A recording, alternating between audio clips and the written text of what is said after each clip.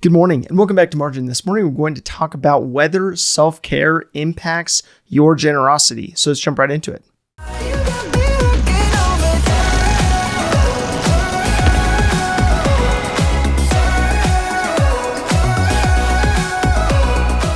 So the US tops the charts in regards to substance abuse, in regards to prescription medication use, mental health issues, amongst a number of other metrics. But why is it that this is the case? Especially being such an affluent nation that you would think has far less to worry about than a developing nation. And yet we're medicating ourselves at large for the things that we face. Many would argue varying points as to what the contributing factors are to this epidemic, to this challenge that we're facing.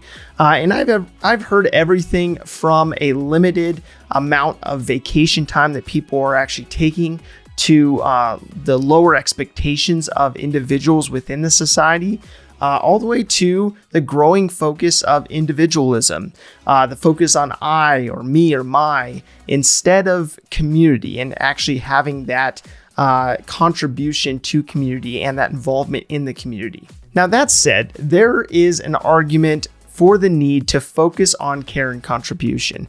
So this meaning that once you've done everything to be as healthy as possible, it can be greatly beneficial to redirect that focus and attention on someone else. And in life, there's such an importance in having balance so that you're not just focusing on your needs, but actually seeing how focusing on someone else's needs can be greatly life-giving and can encourage you in your journey of generosity. So how do you get a quick glimpse of how you're actually doing? So oftentimes we give someone a canned answer when they ask us how we're actually doing. It usually does not necessarily represent how we are actually doing, though. So let's briefly review how to look at this. Let's say you use a range of 1 to 10, assuming that 10 represents that life couldn't be better, and 1 represents that something needs to change. So how would you say that you would rate your overall current life, your life as it is presently, from 1 to 10? What would that number be that you would assign if somebody said, rate your life 1 to 10, and you were honestly responding to that? Now, this should be familiar as we covered something called the Peace Index, which looked at 5 categories that provides a good overview of how you as an individual are actually doing. Now, within these 5 categories, we looked at applying the scale of 1 to 10, and then basically taking the sum of each of those 5 categories and dividing them by 50 in order to get an average, to get an idea of where you are. So the first category is whether you are living out the purpose you feel like you were placed on this earth to do, that only you can fulfill. Now, the second category is whether you are physically in the place that is the best fit for your lifestyle. The third category looks at whether you have the provision to cover the basic financial needs that you have, as well as to accomplish the goals that you have set out to accomplish. So the fourth category is to look at your overall physical health, which also could include your mental health, and look at how you would rate that category.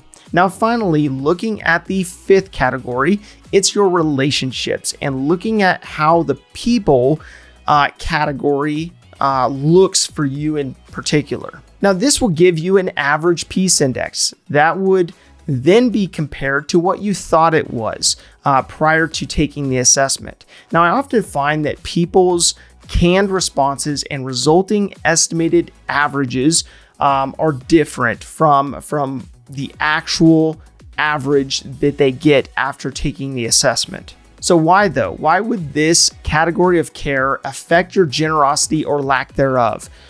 If you are feeling like you are surviving and not thriving, you will likely be more or inward focused than outward focused and focused on others. So have you ever noticed that when you are in a tough season of life, you are more apt to distance yourself and even isolate yourself instead of reaching out to those who are in your corner, much less those who are in your network at large. So if you are more separated, you are less likely to be engaged in the needs that you could actually give back to. And although coming through this season or through that season, you may be able to emphasize with others better based on that experience, care can take the form of so many different aspects of your life like this. So the challenges of life and learning how to best care for yourself can translate greatly to your ability to then reach other people and support them accordingly. In our society today, though, I believe that people have a hopelessness that stems partially from a lack of support or a lack of care, whether for themselves or that support that's being provided to them. Now, we've talked about how connected people are more than ever, yet people have socially distanced themselves in the form of being in community, doing life with others. So I would go as far as to saying our ability to care well in the form of our overall well-being, as well as planning for our well-being in the future, in the form of long-term disability policies, long-term care policies or insurance policies, ensuring that we have the right health insurance, dental, vision, as well as taking care of the nutrition and exercise side of caring well for ourselves, is especially important and will contribute greatly to our ability to not only save well, give well, but also to protect future growth of our